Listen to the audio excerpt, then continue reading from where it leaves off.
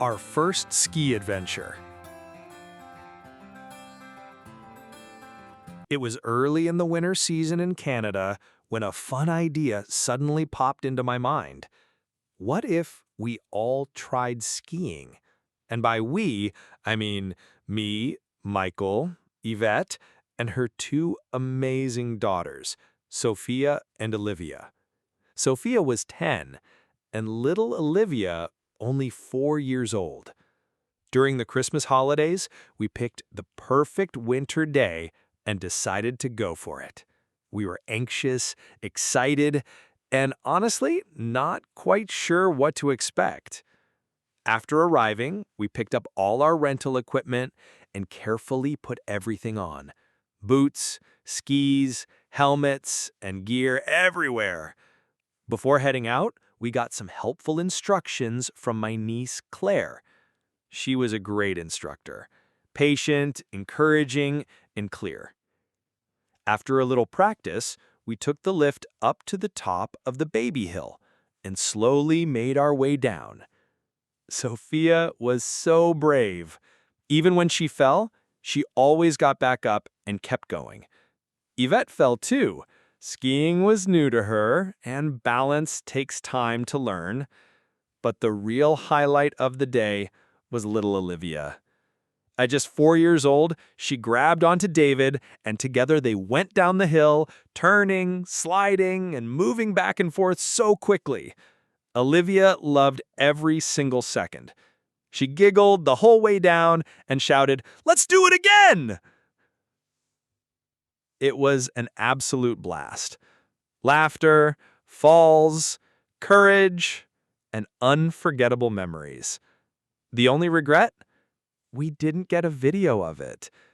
But sometimes the best moments are the ones we carry in our hearts forever. A magical family adventure. Every kid dreams of going to Disneyworld. Some even say it's the happiest place on Earth. After careful planning and lots of excitement, the four of us, little Olivia, big sister Sophia, Yvette, and me, finally set off on a magical adventure to Florida. We even bought new shoes and Mickey Mouse ears for the girls to wear at Disney. The plane ride went smoothly, and we landed close to midnight. By the time we found our hotel, we were all more than ready for a deep night's sleep.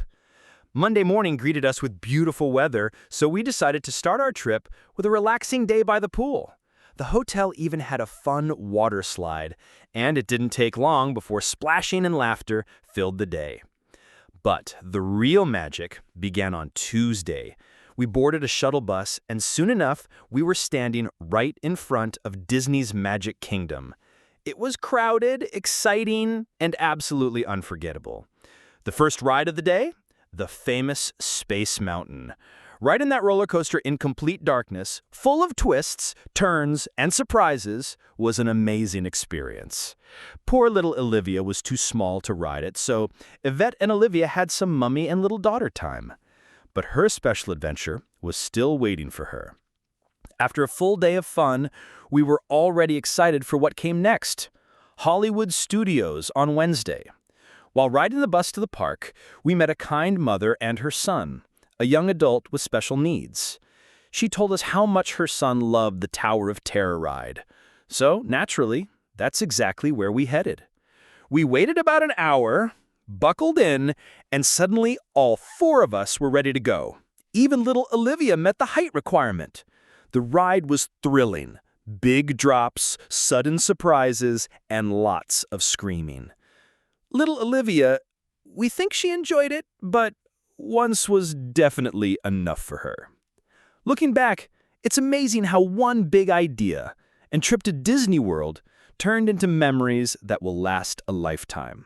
Some adventures are magical, not just because of where you go, but because of who you share them with. Springbank Adventures. The journey continued because we didn't actually leave Disney World until Friday morning. On Thursday, we decided to explore downtown Orlando. An Uber dropped us off near the water, and that's where we saw the most unique orange birds, something you definitely don't see back in Canada. We kept walking and suddenly stumbled upon the world's most famous restaurant, McDonald's. I assumed coffee would be just $1 like it is in Canada, but to my surprise, a small coffee was $2 in the US. Yvette, big sister Sophia, and little Olivia all enjoyed a cup of hot chocolate. Knowing we had an early morning ahead, we headed back to the hotel for dinner. Yvette cooked an amazing meal, corn and shrimp tacos. It was delicious. Feeling grateful for such a fun and safe trip, I set the alarm for 6 a.m. Friday morning, making sure we'd have lots of time for our flight. But then, surprise! I received an email saying our flight was delayed, which meant we all got to sleep in for another hour. Back in Toronto, there was a massive snowstorm, and our flight kept getting pushed back, all the way until 2 p.m. Finally, home sweet home. Big sister Sophia and little sister Olivia were thrilled to sit next to each other. They even managed to sneak in a quick nap.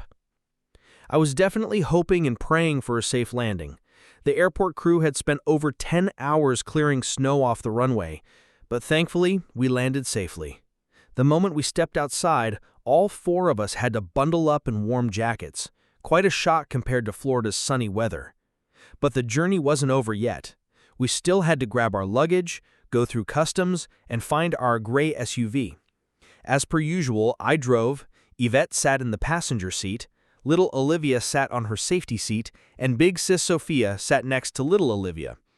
We got a little lost, but eventually we found our SUV. Since the plane didn't serve any good food, we stopped at a Chinese restaurant, and it was amazing. With heavy snow falling, the drive home was slow, and I had to be careful. I didn't want to risk hitting any black ice, so made sure to take my time. Thankfully, the angels were with us. It was a safe ride home. As the trip came to an end, we reflected on our favorite moments.